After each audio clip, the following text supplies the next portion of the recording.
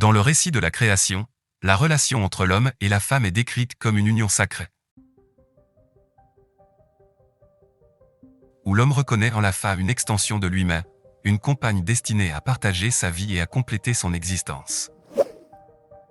Cette vision transcende les frontières culturelles et religieuses, symbolisant la profonde interconnexion entre les êtres humains, hommes et femmes.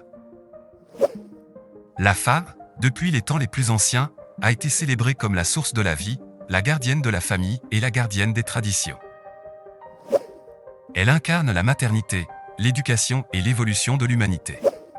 Malgré cela, l'histoire révèle une longue lutte pour la reconnaissance et les droits des femmes à travers les siècles. Dans de nombreuses sociétés, les femmes ont été reléguées à un rôle subalterne, souvent limité à la sphère domestique et à la maternité. Leur accès à l'éducation et à d'autres opportunités a été entravé, les privant ainsi de leur plein potentiel.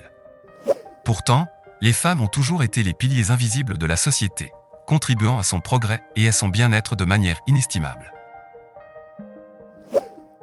Le féminisme a émergé comme une force de changement, défiant les normes établies et revendiquant l'égalité des droits pour les femmes.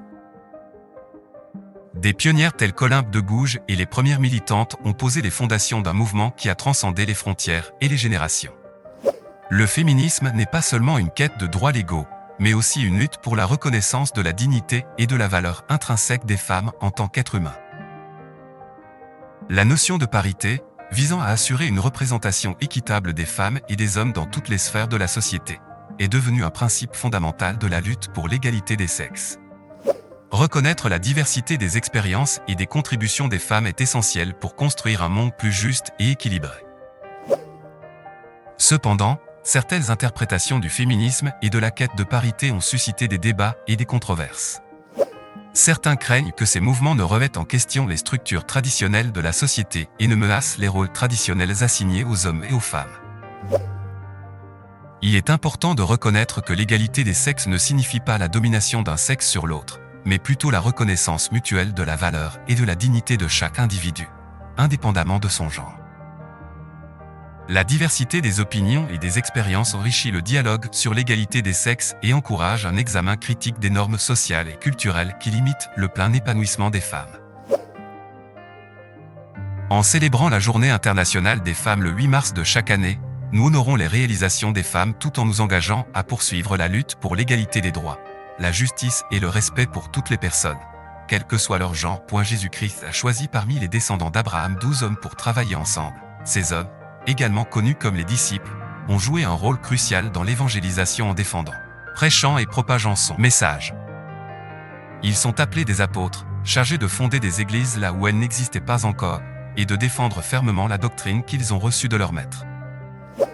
Avant l'avènement de Jésus-Christ, des femmes exerçaient déjà un service pour Dieu, bien que l'Église n'ait pas encore été établie. Ces femmes marchaient dans la crainte de Dieu. Cependant, avec l'arrivée de Christ, leur rôle a évolué, et Dieu nous a enseigné une nouvelle manière pour elles de servir dans son Église. Certains interprètent les Écritures pour justifier un évangile contraire à celui prêché par les apôtres. Ils prétendent que les femmes peuvent exercer un ministère similaire à celui des hommes, se basant sur des références comme la Pentecôte ou les prophéties de Joël. Cependant, la Bible est claire sur le rôle spécifique des femmes dans l'Assemblée. Les Écritures interdisent à la femme de prendre autorité sur l'homme dans l'Assemblée.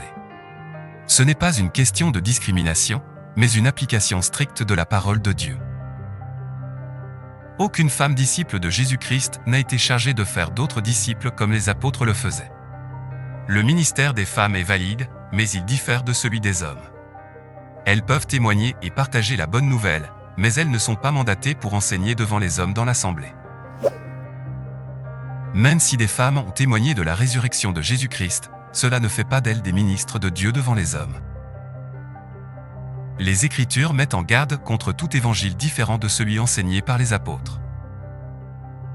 Les femmes peuvent servir Dieu dans différents rôles, mais elles n'ont pas le droit de prêcher devant les hommes dans l'Assemblée. Les messagères de bonnes nouvelles mentionnées dans les psaumes ne désignent pas spécifiquement les femmes, mais plutôt les membres du corps de Christ qui contribuent à propager la bonne nouvelle.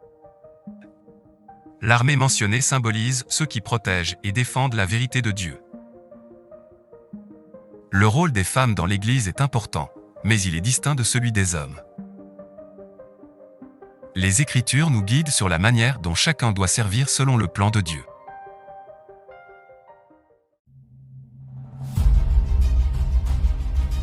Nous sommes les défenseurs influents et emblématiques du message divin prêché par le prophète Dominique Condé sur l'Internet depuis 2010.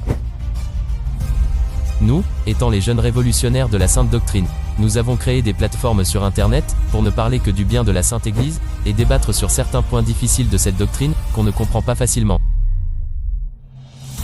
Voilà pourquoi nous publions régulièrement des vidéos bien conçues et illustrées pour faciliter la compréhension d'un chacun. Vous pouvez utiliser ces vidéos comme élément de défense face aux non-croyants. N'hésitez pas de la partager à vos proches, liker et aimer ces articles.